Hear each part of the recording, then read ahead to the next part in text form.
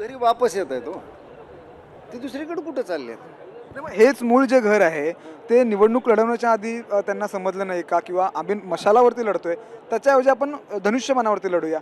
मूळ घराचा एवढा नंतर का हे पडतोय? ठाकरेला आणि संजय राऊतला वाईट वाटण्याचं काय कारण आहे? जो त्याने आदर्श घालून दिला त्याचं तर पालन केलं खासदारांनी. 2019ला महायुतीतून तुम्ही निवडून आला, तुम्ही कसं काय महायुतीतून बाजूला झाले? किती पैसे मिळाले? किती मंत्रिपद मिळाले? सुनील राऊतला तर मिळालं नाही, हा गोष्ट वेगळी. ते फ्रस्ट्रेशन आहे संजय राऊतचं. म्हणजे तुम्ही दुसऱ्याचा बोलताय तर लोक तुमच्याकडे बोट दाखवतील ना. आणि संजय राऊत ओरडून ओरडून जगाला सांगतो, शरद पवार साहेबांना सांगतो. आता शरद पवारला हा सल्ला देतोय. किती दुर्दैवी वेळ आली शरद पवार साहेबावर. हा म्हणतो, शरद पवार साहेब तुम्ही काँग्रेसमधून आलात, काँग्रेसमध्ये वापस जा. हा ममता बॅनर्जीला सल्ला देतोय की तुम्ही काँग्रेसमध्ये परत जा.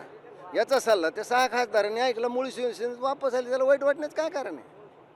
नाही, पण ठाकरे गट असं म्हणतोय की तुम्ही एक काम करा, राजीनामा द्या आणि मशालावरती लढण्याऐवजी तुम्ही धनुष्यबाणावरती निवडा. हेच म्हणतो ना बाबा, 2019ला राजीनामा देऊनच तुम्ही जायला पाहिजे होतं ना महाविकास आघाडीकडे. त्यावेळेस नाही का तुम्हाला ही अक्कल आली? आता सुचली काय बुद्धी तुम्हाला? हा, हे आपल्यावर आलं म्हणजे आरोप होतोय की 25 कोटी देत आहेत, 50 कोटी देत आहेत म्हणून सगळे खासदार सोडून जातात. मोजायला संजय राऊतलाच ठेवलंय. माझ्या प्रश्नाचं संजय राऊत उत्तर द्या की